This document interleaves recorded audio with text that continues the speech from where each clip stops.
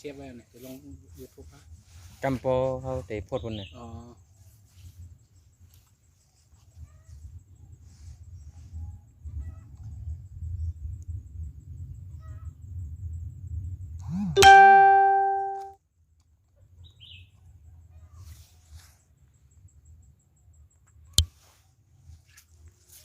ไม่สูงค่ะพี่น้องเขา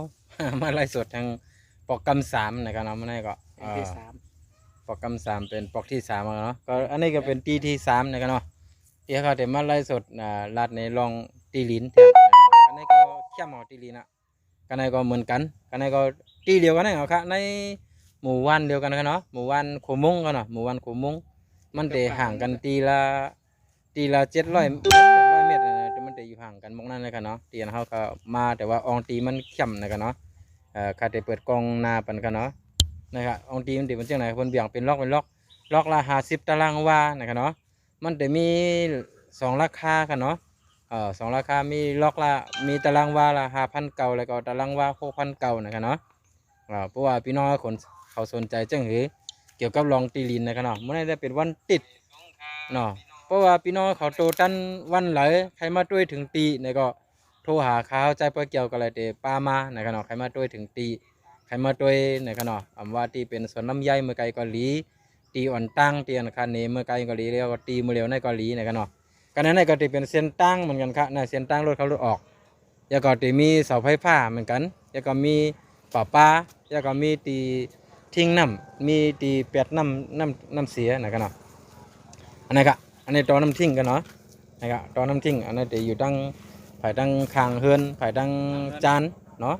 ตั้งจานค่ะตั้งจานเฮือนเนาะอันนี้ก็อันนี้เป็นผังตอมากค่ะนะครับถึงเส้นตั้งนาเพิ่นค่ะ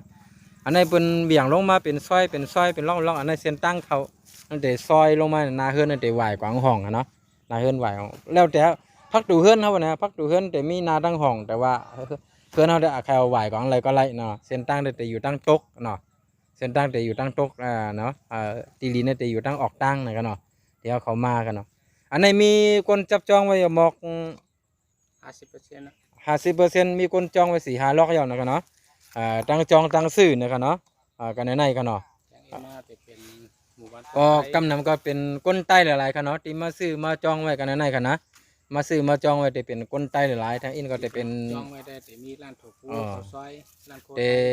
แต่เป็นพี่น้องใต้เขาจะมาเฮ็ดร้านเฮ็ดเสียงขายโคไต้ขายของกินใต้เนาะว่าจะเป็นเสื้อผ้าว่าจะเป็นถั่วพูข้าวซอยว่าจะเป็นของกินใต้เนี่ยกันเนาะนั่นก็เหมือนเจ้งหมู่บ้านใต้นี่แหละหมู่บ้านเล็กๆกันเนาะเนื้อตีตั้งหมดในรวมๆในก็นะ มีอยู่1 ไร่ปลายแต่เป็นมาแบ่งให้ไปเนาะเป็นซอยออกขายเนาะในเป็น10 ตารางวาก็มี77 ตารางวาคาไรก็มีคาไร50 ตารางวา70 ตารางวาก็มีเนาะตารางวาก็มีร้อยตารางวาก็เดี๋ยวมีนะครับอันนั้นก็ในเข้มค่ะตั้งหลังก็จะเป็นเจ้าไหนนะครับเนาะเป็นผมไม่เป็นเรียบร้อยแล้วก็ลองตีพี่น้องเขาเพราะว่าซื้อยาวลองเตะกับเขาก้มตีลิ้นกับอ้นเป็นจีโตเก่าอันนั้นพี่น้องเขามีแผ่นพังเตเฮ็ดเฮือนยาวนะก็เจ้าของตีเป็นพร้อมเด็กกับยืนเรื่องปันตีอบตการที่เขาเตะสร้างเฮือนสร้างหังการเขาเตะเฮ็ดสิ่งปลูกสร้างขึ้นมานั่นแบบแผนมันนั่นเนาะเพราะว่าพี่น้องเขามีแบบแผนมันเยอะก็เอายืนเป็นเจ้าของตีลิ้นให้เจ้าของตีลิ้นได้เอากับเดินเรื่องปันตีอบตโขมงนะก็เนาะเทศบาลโขมงนะก็เนาะเทศบาลโขมงนะก็เนาะเปิ้นได้เฮ็ดเรื่องปันนะก็เนาะไปยืนเรื่องปันนะเนาะเฮ็ดลองเฮ็ดตั้งมันปันเนี่ยนะตั้งหลังคานะก็เนาะแต่เป็นตีลินกว้างๆนะก็เนาะอันนี้เป็นล็อกซอยเบี่ยงเป็นล็อกมีกันเนาะ50 ตารางวา70 ตารางวานะก็เนาะอยู่ที่พี่น้องเขาสนใจอะไรนะครับอันนั้นแต่เป็นตีจำอินนะก็เนาะอันนี้ก็จะจำเซเว่นอินลูกตั้งเซเว่นน้ำอย่างโขมงเขามากันนะอันนั้นจะจำเซเว่นอินเตรียมป้อไก่แล้วก็เตรียมป้อไก่กันน้ำท่งไก่กันนั่นกันนะมันหมอก800 เมตรจากกัดน้ำท่งเขามาหมอก800 เมตรกันนั่นกันนะเตรียมไก่ค่ะพี่น้องเขาก็อยู่สารพีเนี่ยเตะผู้กันเนาะกัดน้ำท่งเนี่ยกันเนาะกัดน้ำท่งเนี่ยเตะเวียงกว่าตั้งป่ายิ้วก็ลายเนาะกว่าตั้งป่ายิ้วหมู่บ้านคอนเวียงหรือว่าป้อกว่าตั้งตกกว่าตั้งหมู่บ้านถวายเนาะออกหางลงป้อกว่าตั้งออกกว่าทั้งอำเภอสารพีออกการเลี้ยงอย่างหนึ่งเนาะยากันในประกวางจันก็กว่าลำปุ้นนี่กันเนาะกันในมันกว่าอะไรกูตีกูตั้งเขาเพราะทางอินมาก็ได้เป็น เกียงใหม่ใน จำให้เป็นหมดอ่ะ ตีลินเข้มกันเนาะเจ้าก็10 ปีตั้งนา20 ปีตั้งนาเกียงใหม่เนี่ยได้เป็นเวียงหลงกุนที่เป็นอยู่ตั้งกรุงเทพอยู่ตั้งภาคกลางเนี่ยประเดี๋ยวปลายขึ้นมาอยู่เกียงใหม่ที่เขาเจ้าตั้งปุ่นน้ำเตะทมเนาะแล้วก็ตีป่องเลี้ยงในพี่น้องเขาแล้วก็ตีพี่น้องเขาหันอยู่พี่น้องใต้กูว่าในซื้อตีลินกันมีนำหนักกันเนาะอันกันกับจับจ้องตีลินแล้วก็คนไล่สดขายตีลินก็มีดังน้ำกำนั้นพี่น้องเขาการเตะซื้อตีลินการเตะคาไรเฮ็ดสร้างเฮ็ดเดินในเฮาโหลทัดสร้างเรียบเฮียนเนาะแล้วก็อันนั้นด้วยหลีเนาะบางทีก็เตะกับญาติเตียนมีสนดเหอเป็นตีนอสอสามเหอเตียนเป็นตีจับจ้องตีทำมาหากินเจ้านั้นตีเปิ้นเวียงเฮ็ดมาหากินก้นยุกก้นยักก้นตุกก้นผานเตียนตีมีสนดนั่นเนาะเปิ้นปันอยู่ไรแต่ขายไรไม่นั่นน่ะเพราะซื้อเมียยามไม่นั่นมันเตะหยับกำเจ้าวานเปิ้นหมั่นไส้เฮาว่าคนเมืองคนไทยเปิ้นหมั่นไส้เฮาเปิ้นรำคาญเฮาหน่อยเปิ้นไล่เฮาเปิ้นลืมเฮาอะไรมันเจ้งมือกูปอกมีเอาเสือกเอาปืนตีตากวางเนาะที่เปิ้นเอารถแมคโครย่าไปเฮือนพี่น้องใต้เฮาตั้งเม็ดเตียงนะแต่มันเจ้งนั้นแต่ว่าก็ในป้อการตีมาซื้อมันเจ้งตีคามาลัดในมีสนดมันแล้วก็มีไวติลินมันเป็นคูดสีเหลืองอันเต้มันเฮาสามารถโอนเป็นเจ้าของมันไรนะครับเนาะพร้อมกะโอนเรียบร้อยหมดแต่ดำเนินการแต่อันนี้ปันเรียบร้อยนะครับเนาะใครผ่อนตั้งเจ้าของมันก็ไล่ซื้อผ่อนซื้อสดไล่เพราะซื้อสดก็จะถูกลงแทงเพราะซื้อผ่อนก็ธรรมดานะมันก็จะมีดอกเบี้ยดอกอะไรทั้งเหมือนกันนะเหมือนเฮาผ่อนรถผ่อนหน้าเนาะกูลองระยะนาน3 ปีใครผ่อนระยะสั้นระยะยาวก็3 ปีกันเนาะโดยคนไทยเขากำพองเปิ้นผ่อนตีเหรียญเนี่ย25 ปีว่ะ15 ปีว่ะ30 ปีว่ะนั่นเนาะแต่ในระยะ3 ปีนะครับพี่น้องเขาวนด้วยแหละตารางว่า5,900ตารางว่า6,900เนี่ยพี่น้องเขาวนด้วยหลายแสนนี่แหละเขาก็3-4 ปีเขามีเฮือนเขามีตีเป็นของตัวเขาเฮ็ดการกว่าเขาเก็บเงินอะไรเขาก็เฮ็ดสร้างเฮือนหน้าหอต่อเฮือนเขาไหลนะครับเนาะอันนี้ก็ใครป่องเลี้ยงในพี่น้องเขาเพราะเกี่ยวกับรองเช่นได้ครับปรึกษาเขาใจเพื่อเกี่ยวไรว่าเขาใจเพื่อเกี่ยวก็มาอยู่ในเมืองไทยเขาตั้ง22 ปีเนี่ยเฮียนหู้ลองกฎหมายมีในเมืองไทยหลีนะครับเนาะอันไรที่ตอบไรเขาก็ติดตอบอะไรที่ตอบไรเขาก็ผู้จักหน่วยงานองค์กรมูลนิธิเนาะลองเข้าถึงลองจอยเถียมแต่ที่ให้ป้าพี่น้องเขามาหญ้าเก่ากินหยอกกินเรียนกินยาก็มาซื้อยามาลงสัญญากันทำอย่างไรไล่เงินหญ้าหลอกหญ้าเก่าอย่างนั้นเต็มเป็นนะครับเนาะอันนี้ก็มาซับเลี้ยงในพี่น้องเขาเพราะว่ามาหาเขาใจเพื่อเจ้าแต่กูลองกูตั้งแต่ซับเลี้ยงในซับเจนเนี่ยก็มีการเก้ากินกุ้งกินนะครับเนาะเอาก็โหเป็นประกันนะครับเนาะอันนี้ก็รัดในพี่น้องเขาป่องๆเลี้ยงๆเนี่ยมันจะมีทางตีเรียนนั้นมีน้ำหนักครับเนาะอันนี้เขาจะไปออกอากาศกันเนาะ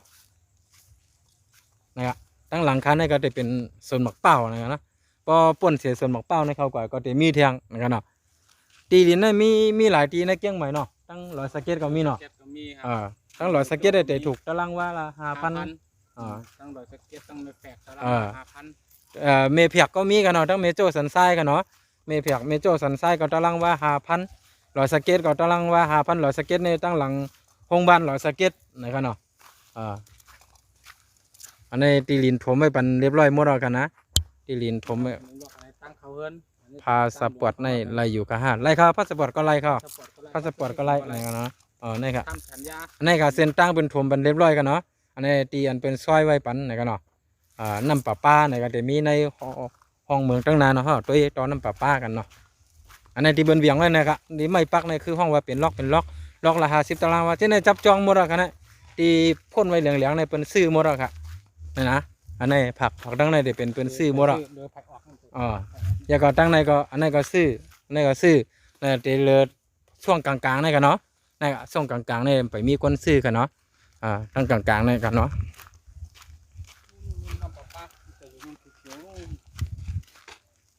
ตอนน้ำเขียวตั้งน้ำบุญ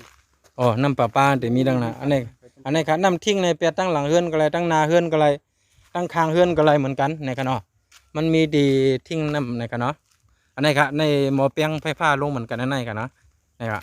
เส้นตั้งก็ลวดเวกันเลย2 กันกันเนาะตีเลยขนาดเนี่ยสารพีก็ที่ดินอยู่แถวไหนคะอยู่สารพีปนห้องวานขุมงเนาะตำบลขุมง ตำบลโขมงค่ะตำบลโขมงอันนี้ก็เฮ็ดปันดีนะครับเนาะนะครับซอยเขาเป็นซอดเป็นตับเป็นซอยอันนี้ก็ในหมู่บ้านชุมชนเนี่ยเส้นตั้งก็จะเป็น2 เลนครับเนาะถ้ามีพาสปอร์ตสามารถโอนชื่อได้ไหมโอนชื่อได้ไม่เป็นไรครับอันนี้มาอุบโอกัน มาทำสัญญา ลองเตะอ้นลองเตะ สัญญาซื้อ เป็นเจ้าของลองเตะซื้อขายเนี่ยมาอุบกันเนาะพอถามทั้งในเรื่องหู้เรื่องกันเนาะมาอุบกันพอลองเท้าใจพวกเจ้าได้หยอกเก้าเรียนกินพี่น้องเขาพอลาดวันไรก็ไร ป้านี่ไป ป้อมไรนะก็คือไรนะเนาะมีช่องทางจึงพองเฮ็ดถือแต่มันไรเนี่ยมันจะมีลองมีตั้งเขาต้องมาอุบกันค่ะเนาะเพราะว่าถามกันเนี่ยมันเยี่ยวโตเลี้ยงงามครับมาอุบโอ้กันใครซื้อก็ซื้อใครซื้อก็ห้ามวางเนี่ยไฟฟ้าเนี่ยเนี่ยเสาไฟฟ้าก็อยู่หน้าเฮือนกำเหลียงกันเนาะอันนี้ครับน้ำป้านะครับน้ำป้ามีไหนเนี่ยเนี่ยน้ำป้ามีหน้าเฮือนเนี่ยไฟฟ้าป้าพร้อมเจ้าของตีบนก็พร้อมตีเดดำเนินการเบิ้นเลื่อนเรื่องปันตั้งทางการว่าจะเป็นเทศบาลอบตเนาะลองเฮ็ดลองสร้างเนาะ เรื่องโอน ลองออนลองโอนตีลินอย่างเจ้าไหนเนาะเดี๋ยวจัดการปันนะกันเนาะลองเจ้าไหนมีปัญหากะมาซับเรื่องไหนพี่น้องเขาเนาะรถกาเขาออกเลยสบายกันเนาะเส้นทางเจ้าไหนมันเข้มเรียบยาวก็อ่ำไกเวียงนะกันเนาะอ่ำไกเวียงแต่ว่าลองตีเสียงรถเสียงกาเต็มเพราะใครมีกันเนาะมันเป็นในหมู่บ้านในชุมชนมันเงียบเขาก็อยู่ไรสบายเนาะเฮ็ดมาหากินการดำเนินการมันเต็มอ่อนอักเต็มสุกสักอย่าก่อมใจในกลางตรงกลางหน้ากันแน่ๆกันนะน้ำผมทมกับเข้มเขาทำใจในกลางตรงกลางหน้าเป็นในหมู่บ้านในชุมชนกันเนาะในหมู่บ้านในชุมชนเนี่ยเส้นตั้งก่อนนะครับรถกว่ามาสบายนะครับเนาะเป็นในหมู่บ้านในชุมชนนะครับเนาะนี่ครับเป็นจังไหนเนาะก่อนคาเตมาไล่สดในพี่น้องเขาก็พูดจักเจ้าของมันหลีแล้วก็เขาก็สนใจว่าเขาจะไปเกี่ยวมีFCมีแฟนคลับน้ำไปปีใจไปเกี่ยวมาจอยไล่สดขายตีลินปันอีนึงนะครับเนาะไว้ในข่าวก็มาจอยไล่สดปันอย่าเกี่ยวกับลองเจ้าในลองมีปัญหานั้นอุปตั้งข่าวใจไปเกี่ยวอะไรนะครับเนาะบัตร10 ปีโอนได้ไหมครับบัตร10 ปีลูกหลานสูนั่นน่ะที่โอนไรโตสูได้โอนไปไรลูกหลานสูพี่น้องสูได้ก็ได้เสียสูนั่นน่ะเนาะเพราะอนาคตหรืออนาคตตั้งหน้านี่ลูกหลานเขาจะว่าจะเป็นวัดจะไหนแต่เสียแล้วมันจะไรเป็นคนไทยอยู่นะเพราะสัก20 ปีเกินเขาก็โอนกรรมสิทธิ์เป็นจีเขาไรน่ะเมื่อเร็วได้เขาก็ผ่อนไว้ก่อนนี่ยังไว้ก่อนทำสัญญาไว้ก่อนเนาะมันจะมีพยานจะมีหลักฐานจะมีพยานศักดิ์สิทธิ์ที่เขามาซื้อมาขายกันเนาะเขาเอาโทรศัพท์ถ่ายคลิปไว้แฮถ่ายวิดีโอไว้แฮถ่ายรูปไว้แฮหลักฐานการซื้อขายเขากูลองว่าจะเป็นไว้จ่ายเงินว่าจะเป็นเตรียมดิกเตรียมไล่มีไผ่พองที่เขามาซื้อมาขายจำเจ้าตีเจ้าไหนเจ้าตีลินมันเป็นไผ่ก็ไหลบัตรประชาชนเฮือนมันอยู่กันไหลเป็นไผ่เนี่ยเขาตีไรพูดจักกันมักกือกันแล้วเป็นไผ่พองตั้งใจไปเกี่ยวไปตั้งไผ่เอาพยานศักดิ์สิทธิ์ตั้งไผ่สวยมาเนาะนำก็เรื่องแค่นี้มีอะไรมันกุ้งอะไรครับเพราะเขามีพยานศักดิ์สิทธิ์หลักฐานการจ่ายเงินเนาะให้ไหนกูลองกูตั้งต้องกูค่ะเพราะวางเรียบมีปัญหาเรียบสุกสักคำมายุงยังจำเฮ็ดจำหรอล็อกหนึ่งเท่าไหร่ครับล็อกหนึ่งเนี่ย200,000ก็มีล็อกหนึ่งมันจะมีเริ่มต้นที่200,000ตารางวาละ5,900กับ6,900ค่ะพี่น้องเขาบวกลบคนหันด้วยกันเนาะตารางวาละ5,900กับ6,900ค่ะนี่ค่ะตามหมดจะเป็นเจ้าไหนกันเนาะ50 ตารางวาตกอยู่200,000เฮ็ดเทือนไรแคมหนาวครับจำได้ก็ครับทราบเรื่องนี้ในที่ดินมันจะมี5,900ฮะเนาะ6,900หนึ่งตารางวานี่จะตก6,900ฮะชุมชนตั้งนานเนี่ยฮะตั้งหลังห้ำจะ5,900เนี่ย50 ตารางวาเฮ็ดเทือนแคมหนาวครับจะตกเงินอยู่200,000ผ่อนไรฮะนะวัดพื้นที่สูงวัดสปอร์ตเอามาทำสัญญาผ่อนกับเจ้าของระยะยาว3 ปีที่ไหนคะเนาะว่าเขาเคยจ่ายชดก็ไรค่ะเคยทำสัญญาผ่อนก็ไรค่ะค่ะสูงค่ะนะครับตีเขาลัดกันนี่ในขณะตีเป็ดน้ำทิ้งมาเนาะสำคัญเขาก็อยู่ตีเศร้ากันเลยเอาพี่น้องเขาลัดในตั้งหูการซื้อตีลินตีให้ตีหน้าตีอย่างเขาหลวมมีตีเป็ดน้ำทิ้งเขาเหมือนจะเขาตีน้ำอาบเขาน้ำซักผ้าร้อยครัวน้ำล่างหวานน้ำหังเขาน้ำล่างเฮือนน้ำกุลองน้ำเตียนบีมหังตีเขาอันนั้นเนาะเขาหลวมมีตีระบายมันตีทิ้งมันอะไรกันเนาะมันเจ๋งกันได้เปิ้นว่างไม่เป็นนะฮะแต่มันเรียกลงกันนั่นแหละ อันนี้จะเป็นตั้งจานเนาะตั้งจานตีลินนี่น่ะอันนั้นก็มีห้องน้ำเนี่ยเขาสามารถเปียดน้ำทิ้งไรเนาะ อันนี้เป็นเฮ็ดปาน เปิ้นวางไว้ปันเรียบร้อยแล้วเนาะเอาใครเปียดน้ำทิ้งนะก็จะเป็นตั้งปูนนี่ก็จะมีค่ะตั้งคางตั้งไผ่ตั้งห้องเพิ่นก็มีค่ะนี่ค่ะหรือว่าตั้งสุดๆตีลินตั้งออกนั่นก็ไรค่ะผังลงไม้ไหนผังลงไม้ไหนก็มาลงใส่ตอตัวไหนไหนกันเนาะหรือว่าเตเปียดตั้งนาเฮือนขึ้นไหนก็ไรก็นี่ค่ะตั้งนาเส้นตั้งนี่เนาะน้ำทิ้งเนี่ยเปียดตั้งไร3ตั้งเนาะ4ตั้งเนาะเปียดตั้งเอาเตเอาว่างก่อนอะไรก็อะไรเนาะลองระบบน้ำทิ้งกันเนาะมีเส น้ำคลอง นาเฮือนมีน้ำคลองปันอย่างเรียบร้อยนะครับมีเส้นตั้ง2เลนเนาะมีเส้นตั้ง2เลนเนี่ยไฟผ้าป่าป้าพร้อมนี่กันเนาะเพราะนั้นเฮาคาเต ด้วยแปลงที่2ก็เตแปลงที่2กันเนาะเฮาคาไปตั้งกันกันเดี๋ยวคาเตเอาก็ลงเป็นใน YouTube จำนี่กันเนาะให้พี่น้องเขาติดตามในช่อง YouTube เขาใจปล่อยเกี่ยวนี่กันเนาะพี่น้องเขาเขียนดิกไทยขึ้นมาว่าใจปล่อยเกี่ยวนะก็ช่อง YouTube เขาขึ้นมาครับพอชื่อเต็มๆมันได้ห้องว่าชันสเตทชาแนลนี่เป็นลิงก์เกรดกันเนาะเป็นห้างเรืองเขียเรียงขึ้นมาเนาะแล้วก็ตั้งดิกไทยก็ได้ห้องว่าเมืองใต้การข่าวออนไลน์นี่กันเนาะดิเขาตั้งตือซ่องไว้กันเนาะติดตามกันนำก็ Facebook นี่หลายๆก็เอาลง TikTok เอาลงในเพจว่าพอป่นวันที่28เดือนใน Facebook เต็มเมียวนะกันเนาะอันนี้ก็เอาก็รีเซลายพี่น้อง FC แฟนคลับเฮาที่เฮาเลยฮู้จักกันอยู่กันมาปียาวเข้าหึงเนาะอยู่ Facebook คำว่าเต็มเมียวเพิ่นได้เปลี่ยนกงมุนีใหม่หรือว่าเปลี่ยนบริษัทใหม่นะครับว่าได้เปลี่ยนชื่อใหม่นะครับเนาะฮู้ที่เป็นฮือกับตั้งหน้าเนาะแล้วก็วันมื้อนี้ก็กันแน่ๆอยู่ อันนี้ถึงมามากำลังมาถึง นะฮะมาถึงแล้วครับอันนี้ แป ก็ ลงที่2อันนี้ก็เส้นตั้งก็ตีเดียวกันอันนี้เปียงที่2นะครับเนาะนะครับอันนี้ก็เข้มครับ อันนี้ล็อกแรกในตึกวางหั่นน่ะในร้อยตารางวาในแคบติดกับตั้งหลวงคำเดียวหั่ อันนี้ก็ร้อยตารางวาเนี่ยว่า ติดกับตั้งนาคำเดียวสามารถเข้าออกได้2ตั้ง ที่ไหนครับอ๋ออำเภอสารพีตีอำเภอสารพีกันเนาะตำบลขุมงค่ะตำบลขุมงตำบลขุมงนะครับเนาะอันนี้ครับเส้นตั้งเขามันก็กว้างขวางดี ทิ้งมาปัดแดดแล้วก็มาถึงแล้วครับเลย เนาะเส้นตั้งเขามันกว้างดีนะครับเนาะเส้นตั้งเขามันก็จะมันจังไหนเขาย้อนตั้งกองดีๆกันเนาะ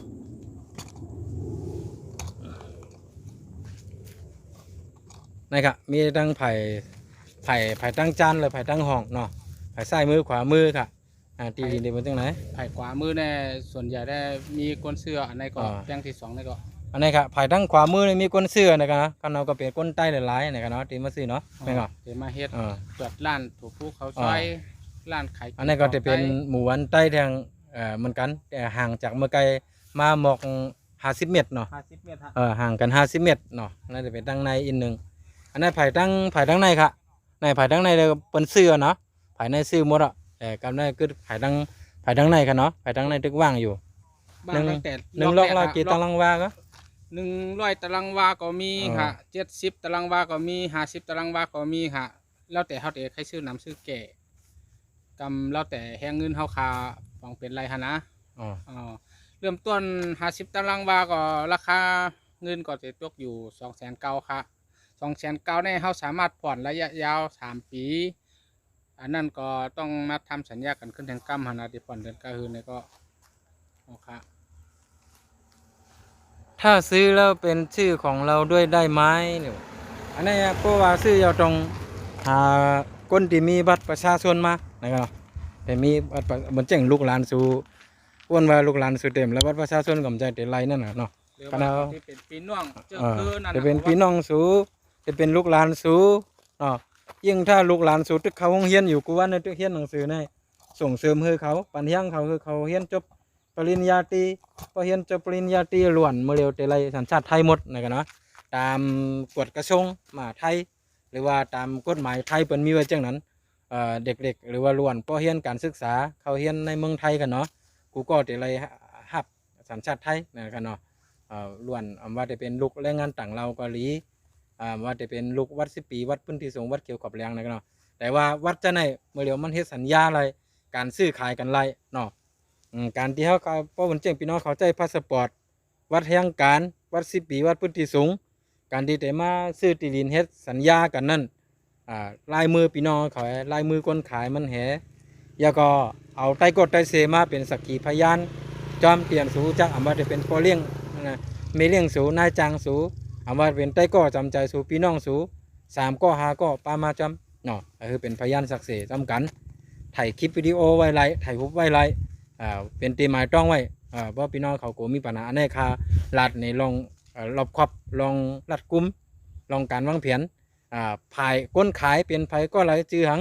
ถ่ายวัดไว้เขาไว้แล้วก็ถ่ายสนุดนั้นไว้แล้วก็ถ่ายเขามีภายไรก็เตรียมวันที่วันเดือนปีมันไว้ว่าเขาลงรายจือกันที่หลายวันที่ก็เรือนรายไผพ้องจือหังไอหังนั่นพันพ้องอันนี้เป็นหลักฐานการมัดโตการที่เขารายจ่ายเงินการที่เขาจ่ายเงินกับเขาเตียงกันกว่านั้นเตรียมเป็นลายลักษณ์อักษรเป็นตัวลิกคำว่าจะเป็นลิกไทยลิกหังก็เย่าเขาเขียนไว้เป็นลายลักษณ์อักษรเนาะเขาเก็บไว้ถ่ายเขาแฮเก็บไว้ถ่ายเขาไว้ถ่ายไว้ในคลิปไปถ่ายไว้ในรูปถ่ายแฮเนาะอันนั้นมีปัญหาไว้โฉนดมันเตอยู่ที่ลูกค้าแต่ให้เป็นชื่อเจ้าของนี่ไว้สนดก็จะอยู่ที่เฮาเนาะเพราะว่าเฮาซื้อแต่ว่าจะเป็นชื่อเจ้าของไว้ก่อนเพราะว่าเฮาหาพอผ่อนจบเอานั้นพอซื้อเฮาผ่อนย่อนั้นพอซื้อโซดเฮาหาชื่ออันที่เป็นคนไทยที่จะมาเป็นเจ้าของไรเนี่ยนั่นก็เฮาเพิ่นสามารถก็โอนบันไรที่กรมที่ดินนะครับเนาะก็บ่ว่าที่จะไหนมันเป็นที่มีสนดนะครับเนาะเอาเข้าธนาคารไรเอาจำนองไรเอาจำนำไรเนาะเอากำไรนะครับเนาะมันเป็นที่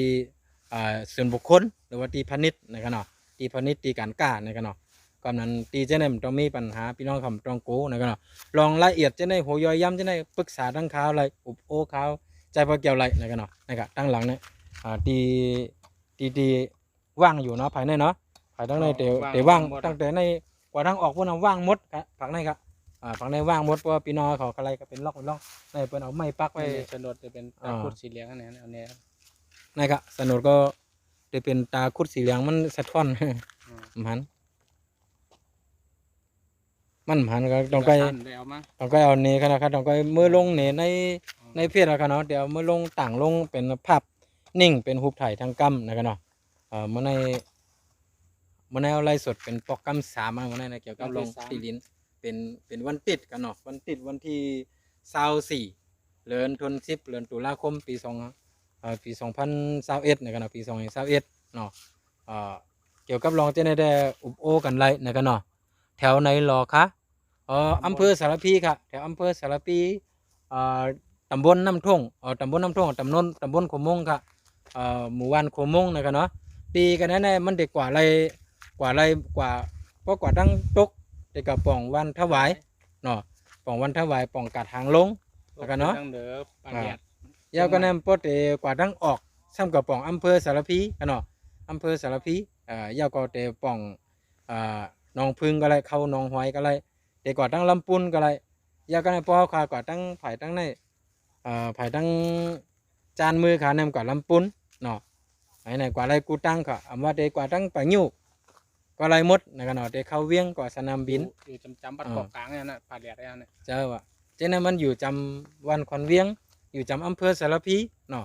เอาง่ายๆพี่น้องเขาปักหมุดมาละกัดน้ำท่งนะกัดน้ำท่งในพี่น้องเขาปักหมุดมา GPS เนาะบ้านตำบลขุมมงนะครับนะมันก็จากกัดน้ำท่งเข้ามากันในหมอก800 เมตรเลยค่ะเนาะมันเดี๋ยวมังยาเซเว่นปองยาเซเว่นก็เลี้ยวซ้ายเข้ามานะครับเนาะตารางวาแล้วเท่าไหร่ครับ5,900อันในตารางวากันนั้นจะมี5,900แล้วก็มี6,900นะครับเนาะมี2ราคานะครับมันอยู่ที่ว่าอยู่จำตั้งนอกหรือตั้งในนะครับเนาะเพราะอยู่ตั้งในสุดมันก็จะถูกลงทางอันไหนกันเนาะอันในรายการเนี่ยมันก็นั่นก็จะเป็นหมู่บ้านใต้ก้นใต้การนำมาจับจองไว้ยาวนะครับเนาะเป็นมาจับจองไว้ยาวเป็นมาลงไว้หมดยาวเนี่ยเพราะพี่น้องเขาสนใจจึงหือหาได้ต่างเบอร์โทรลงปันนาเฟซนะครับเนาะนาเฟซทางกำหนึ่งนะครับมันนี่ก็เป็นวันตีขาวโตตันขาวใจเพื่อเกี่ยวกับมาลายสดเนี่ยเกี่ยวกับลองตีลิ้นนะครับเนาะเพราะว่าพี่น้องเขาสนอกสนใจจึงหืออะไรจึงหืออำว่าอยู่กรุงเทพระยองชลบุรีหาดใหญ่ภูเก็ตอยู่เชียงใหม่ลำพูนลำปางก็อะไรก็ยากเพราะว่ามีใจใครไรไว้ตีลิ้นเนาะใครไรไว้ตีลิ้นแต่เฮ็ดสร้างเฮ็ดเฮือนหรือว่าใครซื้อไว้ขายต่อแล้วจึงหือก็กับ10มาอุบโอมาปันตั้งหันถึงมาตักมาตั้งแม็กเสร็จหรือว่าโทรมาก็ไรเนาะอุบโอขันตั้งขาวใจเพื่อเกี่ยวแต่ลัดนี้เนาะลองจะไหน ลองเกี่ยวกับลองปักเปิงหมายมีหรือว่ากฎหมายในเมืองไทยเนี่ยมันมีช่องทางมันอยู่นะครับเนาะแต่รัฐเนี่ยพี่น้องกับว่าฮี่หือนะครับเนาะแต่ว่าพอถามว่าพาสปอร์ตในเป็นชื่อเท่าไรก็อำลายวัด10 ปีเป็นชื่อเท่าไรก็อำลายวัดพื้นที่ทรงเฮ็ดเป็นชื่อเท่าไรก็อำลายครับแต่ว่าลูกหลานสู่เจ้านั้นรู้อันที่เขาเฮียนอยู่กูวันในรู้ลูกหลานสู่เจ้านั้นเพราะว่าเฮียนกว่าตั้งนาอนาคตเขาอนาคตเขาแต่ไรเป็นคนไทยเพราะเขามีไหวไทยวัดไทยมาวันหนึ่งโอนเป็นชื่อเขาไรเฮาโกนเฮาวนเลยใหญ่วนวันเมื่อไหร่ก็หลุวนตั้งนาหรือวนตาลูกตาล่างเฮาตาหลานเฮาเนาะเขาหลุวนตากว่าตั้งนากำพงว่าเขามาอยู่เมืองไทยเนี่ยติดเด้ง20 ปีเขามาอยู่กัน10 ปี20 ปีขาดเปิ้นอยู่ละลายมันจะเนี่ยเอาเงินปันเปิ้นกว่าติ๊กแต่พอเขาเอาเงินที่เขามีไว้อยู่นั่นมาซื้อตีเรียนตีไฮตีหน้าไว้เนี่ยเพราะว่าเขาใครอยู่เขาใครสร้างเพื่อนเขาใครอยู่เมืองไทยเนี่ยก็ทางอินมาเขาขายเนี่ยก็เหมือนให้เขาซื้อไว้เหมือนให้เขาซื้อไว้5 แสนเนี่ยนะพอป่นกว่าปี2 ปีสู่ขายไรขึ้นล้านเนาะกำให้มีขึ้นกับขึ้นกะพอซื้อรถเนี่ยลดพอซื้อตีเรียนนั่นมีแต่ขึ้นเนาะขึ้นกับขึ้นอันนี้ป่องเลี้ยงในพี่น้องเขาเนาะอยากก็ลองการซื้อการขายเมื่อไกลคาก็ซับเลี้ยงเนี่ยมันเปลี่ยนกว่าไรเฮ็ดไรในกันเนาะเพราะนั้นมันให้เขาขาดมาป่องเลี้ยงในพี่น้องเขาเนี่ย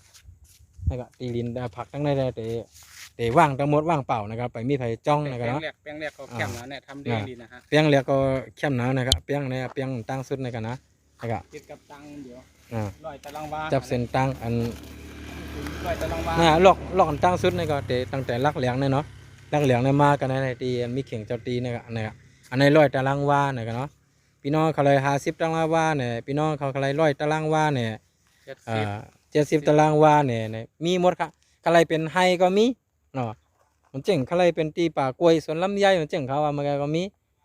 อำว่าเตเขาเลยตีน้องเมเพียกในเพราะตั้นเขาก็แต่ไล่สดปันทั้งบนก็มี ก็ตารางวา5,000ในนั้นได้ ยาก็ตั้ง100 สเก็ตนะครับเนาะเพราะตั้นก็แต่ไล่สดในขายบันเทิงนะครับเนาะแต่เมื่อในได้เขาขาดมาตีในก่อนเนาะกัดตั้งกัดน้ำท่งตั้งตำบลขมมงก่อนนะครับเนาะ ลองกันในก็ลองต่อน้ำทิ้งแต่มีปัญหาเหมือนกันเนาะมีไว้รอบนะครับเนาะรอบคางตั้งนั้นก็แต่มีกันในตั้งนาเฮือนมีอันในรอบคางตั้งในลงก็แต่มีนะครับเนาะว่างไว้เรียบ เรื่องไฟฟ้าเรื่องน้ำต่อน้ำทิ้งเรื่องอ้วนเรื่องวิ่งดำเนินจะเฮ็ดเฮือนเปิ้นวิ่งเปิ้นมดห้อมในหูหังเขาต้องไปเอาแบบเฮือนไม้ครับ มาเลยเพราะพี่น้องเขาใครต้องทำสังก็ต้องทำมาอะไรนะครับจะมีข้าวยำนะครับเนาะ มันได้ก็เฮ็ดลงกับ3 คลิปอะไรสดกับ3 คลิปเนาะอยากก็ฝากช่อง YouTube จำกันเนาะฝากช่อง YouTube จำพี่น้องเขาฝากช่อง YouTube จำช่อง YouTube เขาใจเพื่อเกี่ยวนะ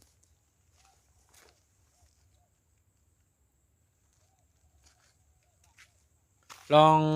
การซื้อขายตีลินการโอนการตัดเตปลูกสร้างเฮือนก่อสร้างเฮือนการตัดเตยืนแบบแผนที่อบตเทศบาลเนี่ยเจ้าของตีประเดดำเนินการเป็นหมดประเดจัดการเป็นหมดนะครับนะต้องห่วงนะครับนะเฮาโหลมีวันแจ้งพี่น้องเขาว่ามีเวียบเฮือนเอามีผังหางเฮือนเอาเฮาโหลการที่ได้ผูกเฮือนเย่มึงเปิ้นได้ว่ามึงอะไรก็ย่อมันโหลต่างตั้งทางการน่ะเนาะเพราะมึงเฮาเป็นห้องว่าต่างในลุ่มเพราะทางเมืองไทยก็โหลต่างเทศบาลที่อันเปิ้นอยู่ในท้องที่เนาะต่างว่าเฮือนเฮาได้เฮ็ดจังมีหลายห้องเสาจังเรียกจังเนี่ยมันโหลต่างในปานนั้นน่ะแต่มีหลายจัน5 จันเหลียว5นี่น่ะเพิ่นว่าน่ะพังห้องเฮือนเนาะนี่เดี๋ยวหลายต่างในเทศบาลในตั้งเจ้าตีเพิ่นก็เจ้าของตีเหรียญเพิ่นได้จัดการเพิ่นเนาะส่วนเฮามีแบบแผนออกมาไว้เนาะให้น่ะก็ต่างอนุญาตรายวันเลขที่มาเนาะการได้ดำเนินการจังนั้นนี่ก็เนาะจะลองไผผ้าป่าลองย้อนมอไผเนี่ยมีปัญหาสังฆะลองย้อนน้ำป่าจะในเป็นจัดการมันหมดว่าน้ำป่าผ่านหน้าเฮือนเอาครับโหลต่อเข้าเฮือนก็นะครับเนาะหาตีมันเรียนเนี่ยมีทางกันเนาะลองครบเซตมันเจ๋งว่ากูลองกูเมียวเนาะบางทีพี่น้องเขาก็ซื้อในหูแต่ว่าใครตีเรียนเนี่ยเขายังศึกษาด้วยว่าน้ำทิ้งเขาเดือดเปียดกันเลยน้ำป่าแต่ลูกกันเลยมาแล้วก็มันเจ๋งไผ่ผ้าแต่เอากันเลยเข้าแล้วก็พอเตโอนตีต้องเขาเตโอนปันเฮายาก็ในการที่เขาเตวางแผนเฮือนแต่ก็วิ่งเทศบาลเนี่ยมันสุกซักเลยค่ะมีในหลายหลายตั้งอันนี้เจ้าของตีเป็นได้จัดการเป็นหมดนะครับเนาะอันนี้มาอุบมาโอกันไล่นะครับเนาะถ้าเรากำลังผ่อนอยู่สามารถข้างบ้านอยู่ได้ ไม่ครับฮะ ได้สร้างได้สร้างได้ สร้างบ้านอ๋ออะไรก็ แถ เพราะผ่อนสร้างบ้านอะไร ใน อยู่ เพิ่น กั มาเฮ็ดกันเนาะในเพิ่นเริ่ม อ๋อ มาเฮ็ดกันเนาะคำพอง ผ่อนอยู่ก็สร้างไรกันเนาะผ่อนอยู่ก็มาสร้างบ้านอยู่ไรนะกันเนาะก็มีหยังก็มาอุบกันครับวันนั้นน่ะมีหยังก็มาอุบกันเนาะป้อมไปเข้าใจมันไปตกลงเนี่ยไปโหลจ่ายเงินป้อมไปป่องใจเนี่ยนะ ไล่ไว้สมดมาเมื่อไรต้องค่อยจ่ายเงินมื้อนั้นฮะ อันนี้เขามาอุบกันกันเนาะก็วันเมื่อไหร่ก็เตฝากไว้กันได้กันเนาะคุณตาเขาสองก็เมื่อไหร่กันเนาะแต่ฝากไว้กันได้เพราะว่ามีเขาย้ำตัวตันเขาก็เต ก็ ไล่สดแทง แม่แฝก แม่เพีย ทั้งดอยสะเก็ตทั้ง สันทรายแม่โจเนาะแล้วก็ตั้งร้อยสะเก็ตนี่กันเนาะเมื่อพุกเนาะ มี เมื่อพุกก็ตัวตั้งเมื่อพุกก็ร้อยสะเก็ตเนาะ สนใจเบิ่นถือเบิ่งใจก็ติดต่อมาตั้งเขตที่ใจก้อยแก้วในคณะหรือตู้ก้อยแก้วก็สิฝากเบอร์โทรไว้ฮะอันรีเฮกันได้มีกันเลยแทงฮะได้ความใต้กันป้องกันทันเนาะก่อนไล่ซื้อที่หรือเรื่องราคาหรือเนี่ยสามารถโทรมาสอบถามได้ค่ะราคาต่ำสุดใน290,000ค่ะ50 ตารางวาในเฮดเทิร์นออกตอกแคมป์นะฮะเมื่อในระยะเขาผ่อนอยู่นั่นเขาสามารถมาเฮดเทิร์นช่างอยู่แล้วค่ะเอาค่ะรียอกันในบันทึกก็สอบถามมาตีใจป้อยแก้วคณะสงค่า ไม่สงค่ะเดี๋ยวฝากเอาลง YouTube จำคลิปหน่อยกันเนาะเพราะเป็นจังเลยก็ติดตามตั้งช่อง YouTube ก็ไลค์นะครับเนาะใครโทรมาถามใครต้องถามอะไรก็ไลค์นะครับเนาะมีปัญหาก็ วันเมื่อไหร่เดี๋ยวย้อนมอนๆบายฝากไว้กันได้ก่อนกันนะยินจมค่ะกูก็ค่ะตีมาปั่นตั้งหันถึงแล้วก็ตีๆตัววันหน้าวันหลังนะครับเนาะมอนๆบายครับ